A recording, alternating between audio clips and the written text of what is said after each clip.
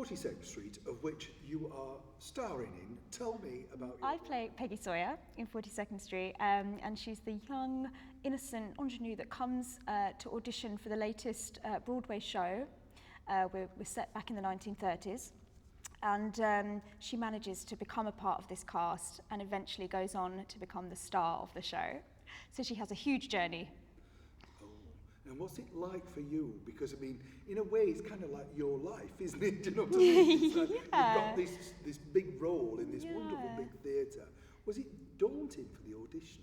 Yeah, I mean, it's kind of great because, like you say, there's so many parallels with what you're doing, even through the rehearsal period, to what Peggy goes through. So it's quite nice because you think, oh, I'm terrified. And they think, oh, Peggy's terrified too, so it's fine. I don't have to act. And then, yeah, for the auditions, they're so nerve-wracking.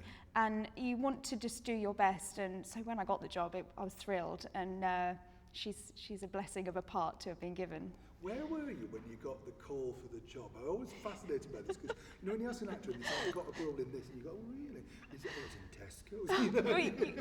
I was in the car park of Waitrose, actually, when I got the call, and my agent, he said, I'm going to FaceTime you. So we FaceTimed, and we were both sort of giggling and screaming in the car park of Waitrose. So, you'll always remember that, won't you? Yeah, I will, yeah. It's crazy. Did you have a trolley of discounted Yeah. You know what, don't need to buy these anymore for a while. Go mad. Yeah. So tell me about you. How did you get going in this mad world of musical theatre? I decided quite young. I danced from an early age, sang, acted, all from quite a young age, and decided probably when I was about 12 that I wanted to do it. And myself, as Claire, I'm quite an indecisive person, but that was one thing I've always wanted to do, and that was one thing I'd made the decision quite young. So after school, I did my A-levels at school, and then I went off and did 3 years musical theatre training, did a degree course at Arts Ed in Chiswick. I know that, yeah. Yeah, great school. I had such a good time, and they just sent me out into the industry with the best training they possibly could. But of course, you learn the most once you've left and you start to work. Yeah.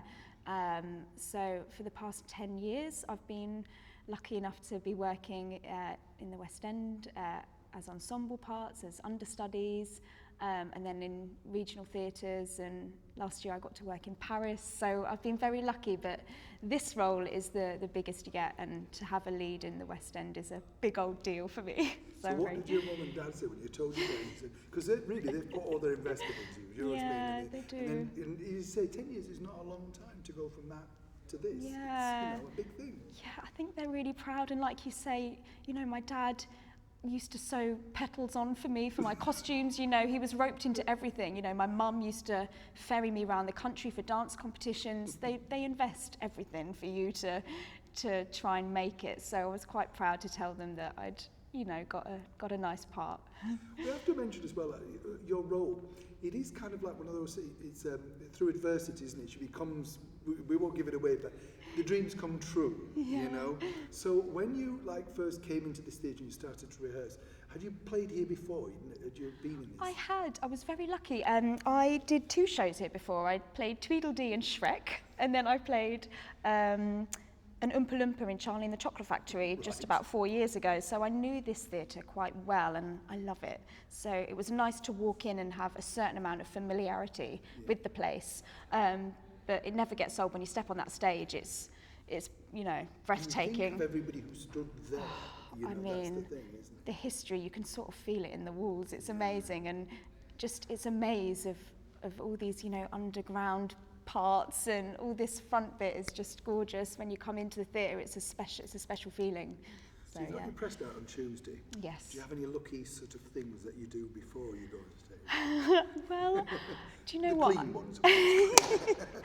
I have tried to stop myself because it's very easy to think I need to run all my lines, I need to do all my steps before I go on, and I've tried to stop myself getting into any nasty habits, but I do always just try and focus myself and have a little moment, and I think on Tuesday, I'll be crossing my fingers.